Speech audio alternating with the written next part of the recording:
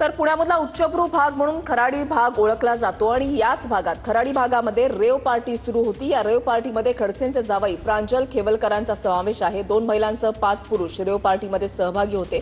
त्या सर्वांना पोलिसांनी ताब्यात घेतलेला आहे। खराडी भागामध्ये रेव पार्टी सुरू होती। दारू, ड्रग्स आणि हुक्का जो आहे तो जप्त करण्यात आलेला आहे। पुण्यातल्या खराडी भागात रेव पार्टीवर पोलिसांनी छापा टाकलेला आहे। पार्टीमध्ये खडसेंचे जावई प्रांजल खेवलकर यांचा समावेश होता आणि तेच आयोजक होते अशी माहिती मिळाल्याची माहिती जी आहे ती गिरीश महाजन यांच्याकडून देण्यात आलेली आहे। गिरीश महाजन यांची प्रतिक्रिया आलेली आहे। त्यासोबतच संजय राऊतांनी थेट या प्रकरणामध्ये गिरीश महाजनांचं नाव घेत त्यांच्यावर टीका केलेली आहे। खडसे जे आहेत ते उघडपणे गिरीश महाजन यांच्या विरोधात बोलतायत, सरकारच्या विरोधात बोलतायत, सरकारचे दोष दाखवून देतायत। त्याच्यामुळे ही कारवाई करण्यात आली असल्याचं राऊतांचं म्हणणं आहे। प्रशांत जगताप आपल्यासोबत जोडले गेलेले आहेत। जगतापजी, स्वागत आहे तुमचं TV9 मराठीमध्ये। पुण्यामध्ये एक रेव पार्टी होते। या रेव पार्टीमध्ये खडसेंचे जावई प्रांजल खेवलकर असतात, त्यांना ताब्यात घेण्यात आलेलं आहे पोलिसांकडून। तुमची पहिली प्रतिक्रिया?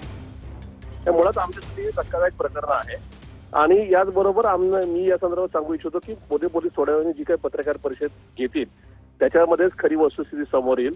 याच्यामध्ये राष्ट्रवादी काँग्रेस पार्टी शरदचंद्रजी पवार पक्षाची भूमिका क्लिअर आहे की आमच्या नेत्या रोहिणीताई खडसे असतील किंवा एकनाथरावजी खडसे साहेब असतील हे सातत्याने सरकारला धारेवर धरतात, सरकारला अंगावर घेत आहेत, सरकारचे दोष दाखवून देत आहेत।